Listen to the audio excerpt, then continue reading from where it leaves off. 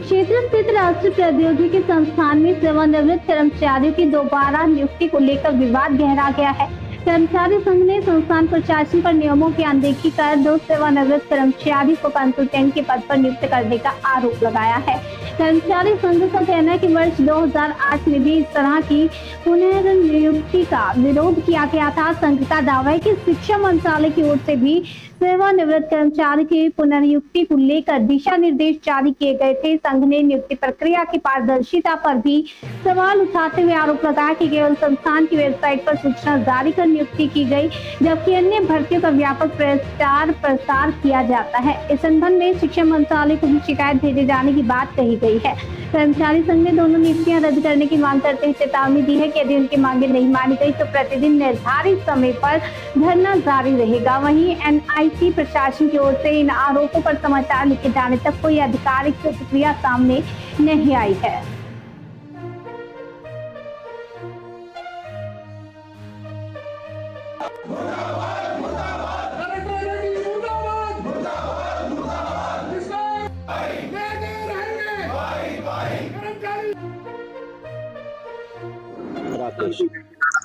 हाँ सर, सबसे पहले तो मैं मीडिया कर्मियों का स्वागत करता हूँ कि एक टाइम निकाल के ये कर्मचारियों की जो मांगे, आज से हमने एक रोज प्रदर्शन जो हड़ताल स्टार्ट की है, उसका मेन जो हमारी मांग है वो ये है कि कर्मचारी संघ ने बार बार लिख के दिया है प्रशासन को, वो ये कि 18 मई को भी एक लेटर दिया गया था, उससे पहले भी हमारा बार बार कम्युनिकेशन था प्रशासन से, और 9 जून को 94 लोगों के साइन के साथ हमने एक रोष जताते हुए एक लेटर प्रशासन को दिया था। उसकी मुख्य मांग ये थी कि हमारे जो रिटायर्ड कर्मचारी हैं श्री राजकुमार और रंजीत जी, ये 2 कर्मचारियों को प्रशासन ने या तो अपने स्वार्थ के लिए या तो इनके स्वार्थ के लिए कहीं ना कहीं मानसिकता जो है वो ठीक नहीं है। तो इन 2 कर्मचारियों को जब हम बार बार मना कर चुके हैं, सारा कर्मचारी संघ मना कर चुका है, उसके बावजूद इन्होंने 2 कर्मचारियों को 15 जून को इंटरव्यू लेके लगा लिया। हमारी मुख्य मांग ये है कि जैसा हमने 2008 में पारित किया था, कर्मचारी संघ ने महीनों हमारी हड़ताल चली थी और 2008 में भी ये पारित किया था कि भी जो रिटायर्ड कर्मचारी हैं उनमें से किसी को भी नहीं लगाना। और 2008 का ही मदन मोहन जी का एक लेटर भी है जो ऑल एनआईटीज को सर्कुलेट था, ना कि एनआईटी कुरुक्षेत्र को ही था। तो उसमें भी क्लियरली मेंशन था कि आप जो रिटायर्ड कर्मचारी हैं उनको ना लगाकर जो और किसी एनआईटीज आईआईटीज के या एजुकेशनल इंस्टीट्यूशन के जो एम्प्लॉइज हैं, वो जो एटलीस्ट लेवल 10 एंड उससे अबव असिस्टेंट रजिस्ट्रार हो, डिप्टी रजिस्ट्रार हो, जॉइंट रजिस्ट्रार हो, कोई और एक्सपीरियंस होल्डर पर्सन को लगाए, जैसे हमारे और कर्मचारी भी उनके एक्सपीरियंस से लाभान्वित हो। लेकिन उन्होंने क्या किया, ये असिस्टेंट से सुपरिटेंडेंट बने, सुपरिटेंडेंट से रिटायरमेंट हो गई, हमारे बीच के कर्मचारी साथी हैं, इनको की बहुत ज्यादा रिच एक्सपीरियंस नहीं है इस पर्टिकुलर फील्ड। वो अलग बात है कि एक सीट पे इन्होंने लॉन्ग टाइम काम किया, पर मेरा ये कहना है कि आप इन कर्मचारी साथियों ने जो काम किया, सर्विस में रहते हुए जो इनका व्यवहार रहा, जो कार्यशैली रही, उससे हमारे कर्मचारी साथी बिल्कुल नाखुश हैं। और यही कारण है कि इनका जो व्यवहार, इनकी जो कार्यशैली है, वो रूल की इंटरप्रिटेशन इस तरीके से की गई जिसको आज बहुत लोग भुगत रहे हैं। कहीं ना कहीं टाइम पे प्रमोशन ना होना, एमएसीपी ना होना, अपग्रेडेशन ना होना ऑफिसर कैडर की। आप ये देखिए 2022 से एमएसीपी पेंडिंग है, जुलाई 24 में नोटिफिकेशन थी प्रमोशन की, आज 26 चल गया, 2 साल के अंदर वो मैच्योर नहीं हुआ। तो कहीं ना कहीं जो आपकी नीयत है उसमें खोट है, वो मानसिकता कहीं ना कहीं कर्मचारी विरोधी है।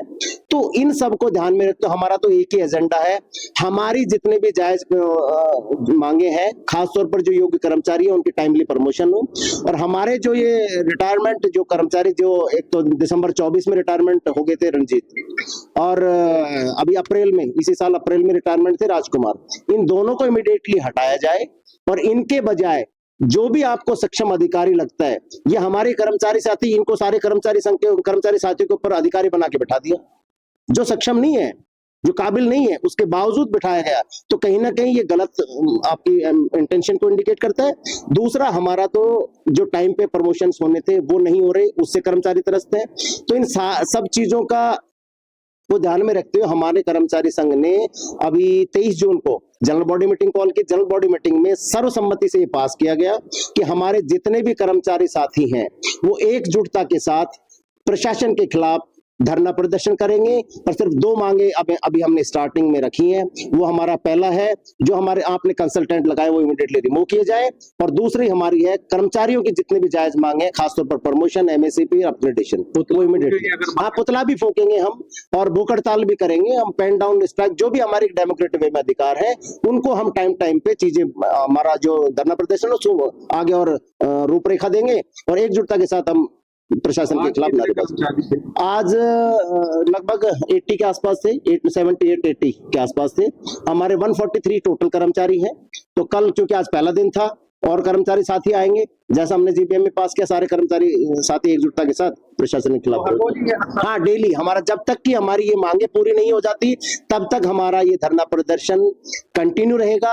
अभी हमने मॉर्निंग में 10:30 से 12:30 का शेड्यूल किया है, लेकिन धीरे धीरे इसको शाम को भी करेंगे, हम भूख हड़ताल भी करेंगे और इसको और गति देंगे, लेकिन समय अनुसार जैसे भी परिस्थिति। सर्व कर्मचारी संघ को भी, हाँ बिल्कुल बिल्कुल, वो बाद की बात है, वो रूपरेखा तैयार होगी, रणनीति तैयार होगी और उसी के तहत काम करेंगे।